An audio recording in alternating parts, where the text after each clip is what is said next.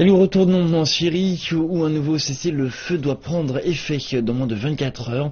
Depuis l'annonce de l'accord vendredi, de nombreuses personnes ont été tuées et blessées. Le cri des sirènes, la course pour trouver des survivants, des images bouleversantes de 5 années de conflit.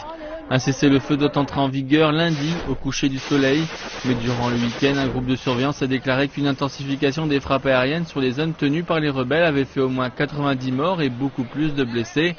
Les rebelles ont répondu en bombardant les zones contrôlées par le gouvernement.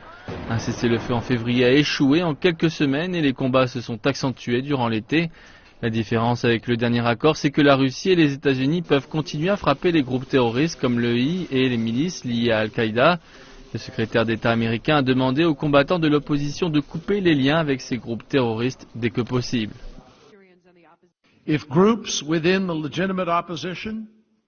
Si les groupes au sein de l'opposition légitime souhaitent conserver leur légitimité, ils doivent s'éloigner de toutes les manières possibles d'Al-Nosra et de Daesh. Nous nous attendons à ce que la Russie garantisse que le gouvernement syrien adhère à toutes les conditions sur ses activités aériennes et sur l'accès aux livraisons humanitaires.